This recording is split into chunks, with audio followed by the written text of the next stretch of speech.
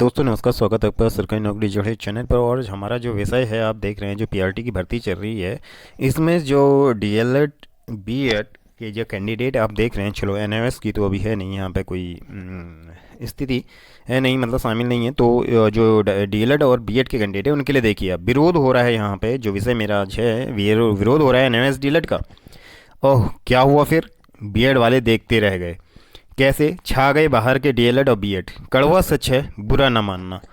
तो साथियों, ये सच ज़रूर आप लोगों को कड़वा लगेगा मेरा, ठीक है। और आपने भी देखा होगा, इस चीज़ पे किसी ने विचार नहीं किया। जो बाहर से बीएड करके आए हैं और डीएलएड करके आ रहे हैं, खाली यहाँ का निवास बनाए हुए हैं किसी तरीके से, या यहाँ पर कोई भी तरह से बना ले रहे हैं, या हैं जेन्युइन भी हैं माना, लेकिन कर तो बाहर से रहे हैं, बाहर जॉब कर रहे हैं, उनके मदर फादर सब कुछ चल रहा है, वो चल रहा है, केवल निवास यहाँ पर बनाया हुआ है। और बाहर के कॉलेजों से या यहाँ के भी हैं बाहर से किसी प्रकार। अब कैसे डीएलएड करके आते हैं, कैसे बीएड करके आते हैं, आप भी जानते हैं। कोई एंट्रेंस नहीं होता है, कुछ नहीं होता है। आज आपको ये जो कड़वा सच आपको पता है और मानना भी पड़ेगा।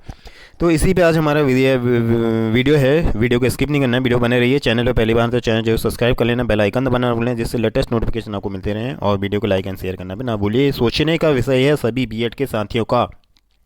अगर ये बाहर के जो साथी हैं डीएलएड और बीएड नहीं आते यहाँ पे, तो शायद जो उत्तराखंड से बीएड किए हुए हैं, उत्तराखंड के कॉलेजेस से, जिन्होंने यहाँ पर इतना विषम परिस्थितियों में पहाड़ पे रह के जो कोर्स किया है ना, किसी बेरोज़गारी के साथ, उनको शायद ये नंबर आता नहीं आता।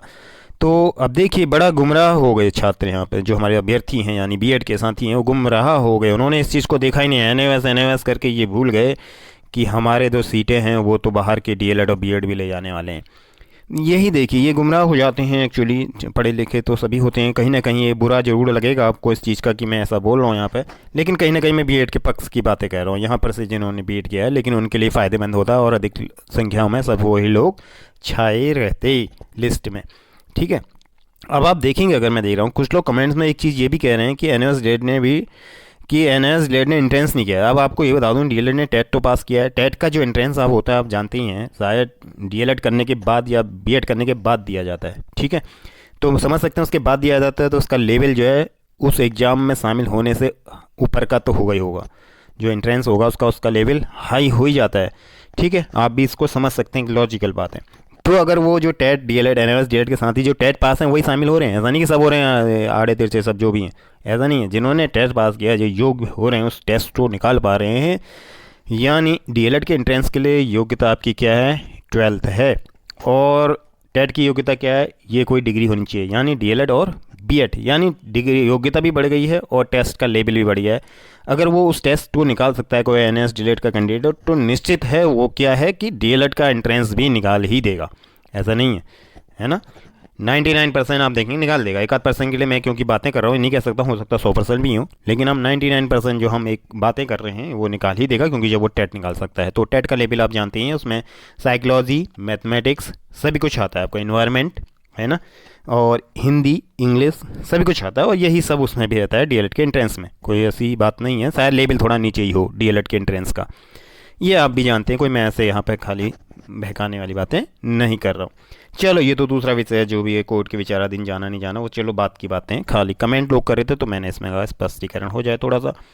अब विषय जो मेन है, अदर स्टेट से जो आपके क्या किए हुए हैं, डीएलएड या बीएड करके आए हैं, अब वो भी तो देखिए बिना एंट्रेंस वाले हैं। आप लोगों को जैसा रियलिटी आप जानते ही होंगे इसमें क्या है, ठीक है। आप जानते हैं अदर स्टेट, जैसे कोई एमपी से करके आया है, कोई जम्मू कश्मीर यूनिवर्सिटी से करके आया है, और आप ये सब जानते हैं साथ ही, कोई मेरठ यूनिवर्सिटी, चौधरी चरण सिंह यूनिवर्सिटी है मेरठ में, आप सब जानते हैं वहाँ पे कैसे एंट्रेंस होता है, क्या होता है कि नहीं होता है, आप सब जानते हैं।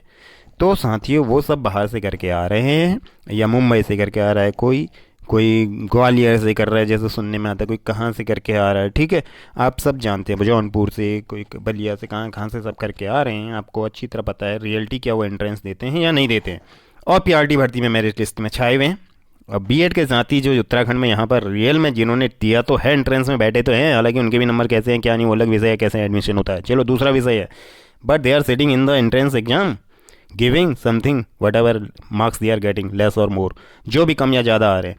लेकिन आप देखिए, बीएड के साथियों ने उन साथियों का विरोध नहीं किया जो बाहर से बीएड करके आ रहे हैं, नहीं तो यहाँ के बीएड जो किए हुए हैं उनका नंबर आता। आता कि नहीं आता बताइए आप। इस पे बीएड के साथियों को सोचना चाहिए कि जो बाहर के स्टेट से करके आ रहा है, यहाँ के साथी अपना वेट कर रहे हैं, अब आएगा नंबर, अब आएगा। बाहर से कोई करके आता है और किस प्रकार आपको करके आता है पता है, पैसों का कमाल है, करके आता है और यहाँ पर नौकरी ले लेता है। और यहाँ के साथी बेचारे जो किसी के माँ बाप किस तरह से पैसा दे के गरीबी मजदूरी करके देते हैं और बीएड करते हैं, और आप जानते हैं वो नंबर से बाहर है। तो ये साथियों को सोचना है। फिलहाल मैं तो एक यहाँ पर वीडियो बनाकर आप लोगों को सब क्या कर सकता हूँ, बता ही सकता हूँ क्या रियलिटी है, क्या सिचुएशन चल रही है। आप लोग सोचिए, हम यहाँ पर चर्चा परिचर्चा और ये सब करते हैं, इसमें निष्कर्ष की तरफ आते हैं कि देखिए क्या हो रहा है। ठीक है, तो बाकी आप लोगों को सोचना है। यही अपडेट आज के लिए थी।